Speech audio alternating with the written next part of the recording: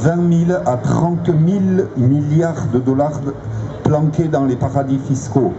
Et quand il y a eu ce mouvement de fauchage de chaises, de réquisition de chaises qui a commencé, il y a un certain nombre de personnalités et d'intellectuels qui se sont engagés à leur tour à receller ces chaises chez eux. Et parmi eux, il y a Patrick Viveret qui est ici présent, il y avait également Suzanne Georges, Edgar Morin, etc. C'est lui qui lira l'appel en français et tout à l'heure, donc, on présentera celle qui terminera ce sommet en lisant l'appel en anglais. Patrick Viveret.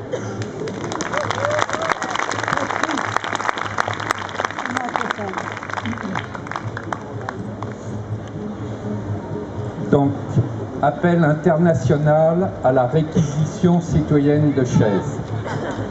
Les paradis fiscaux constituent un véritable trou noir de la finance mondiale où s'engouffrent au moins 20 000 milliards de dollars d'après Tax Justice Network.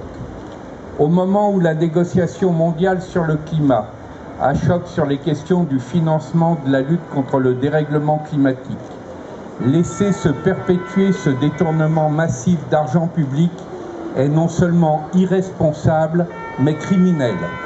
Les paradis fiscaux sont aussi au cœur de l'économie mondiale du crime sous toutes ses formes: drogue, vente d'armes, terrorisme, blanchiment d'argent sale. C'est pour poser publiquement ce problème, qui reste trop souvent confiné à des milieux spécialisés, qu'un mouvement symbolique non violent est né au Pays Basque pour protester contre l'évasion fiscale organisée par la banque HSBC. Puis s'est étendu en France, en Belgique, en Suisse, à toutes les banques pratiquant l'évasion fiscale. 196 chaises ont ainsi été réquisitionnées dans les agences de ces banques par les faucheurs de chaises afin de faire le lien entre l'évasion fiscale organisée par de nombreuses banques et le manque de financement pour le climat, notamment les 100 milliards de dollars annuels promis dès 2020 aux pays en développement pour financer l'adaptation climatique.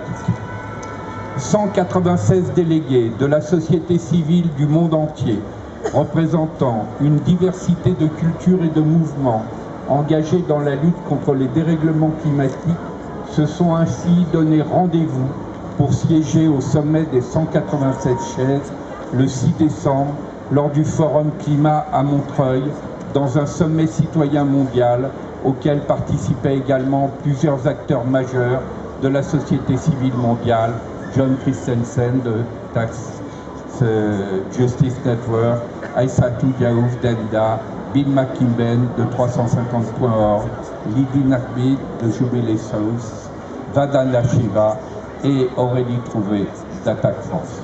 Ce mouvement de désobéissance civique non violent veut obliger les tricheurs et les fraudeurs fiscaux à respecter les exigences de contribution qui sont celles de tous les citoyens.